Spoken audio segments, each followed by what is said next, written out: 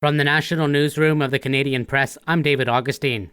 In British Columbia, Vancouver's acting police chief says several people are dead and many more are injured after a car plowed through a Filipino festival in the city on Saturday night. Steve Rye says the city is with the victims and their families as police piece together what happened. This is not something we're used to in our beautiful city, and all of our police officers, paramedics, fire, everyone is fully supporting the family and members. A 30-year-old man has been arrested, and Rye says the suspect was known to police in certain circumstances.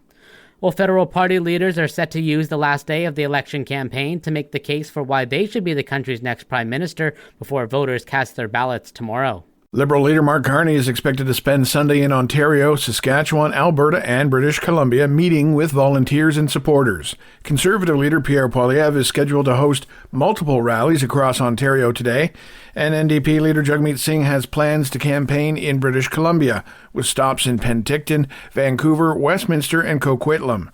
Recent polls show the Liberals are leading the race, but remain in a head-to-head with the Conservatives. Rob Westgate, The Canadian Press.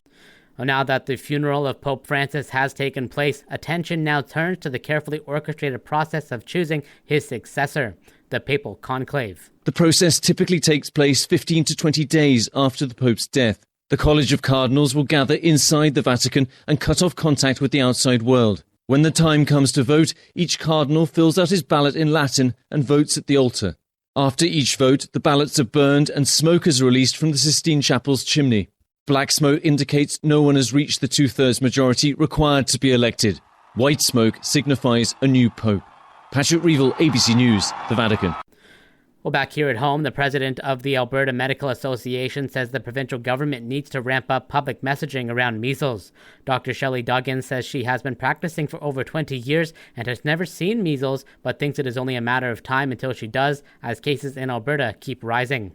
Numbers posted by the province on Friday say there's been 137 total cases of infectious disease since March. Duggan says Alberta must offer regular briefings, expand public messaging, and set up booster clinics in areas with low vaccination rates. And the White House Correspondents' Dinner was a bit more low-key this year. In addition to the Inside the Beltway press corps, a number of celebrities attended this year's White House Correspondents' Dinner, but there's no president, there's no comedian. It's just us. Journalist Eugene Daniels, president of the White House Correspondents Association. President Trump was a no-show, as he's been since 2015. And comic and Trump critic Amber Ruffin was taken off the bill after Daniels said he wanted to ensure the focus of the dinner was on awards, not division. Dave Packer, ABC News. This is the Canadian Press. In sports, the Ottawa Senators live another day as Jake Sanderson scored in overtime to sneak past the Toronto Maple Leafs 4-3 to extend their first-round playoff series. Ottawa still trails the best-of-7 series 3-1. Senators head coach Travis Green reflected on the victory after Toronto won both games 2 and 3 in extra time. Could we be sitting here in a different position? Yeah, we could be. And our guys know that, but like I said last game, they're not going to go away. And you know what? Go win another game and see what happens. Well, that game goes Tuesday in Toronto. Game 6 in the Battle of Ontario, if necessary, would be back in Ottawa on Thursday. And in NBA action, Aaron Gordon slammed down Nikola Jokic's miss as time expired to lift the visiting Denver Nuggets over the LA Clippers 101-99 on Saturday to tie their best-of-7 NBA playoff series 2-2.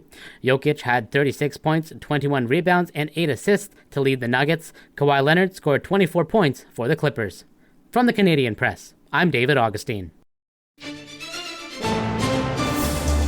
Thanks for listening. Don't forget to follow and subscribe.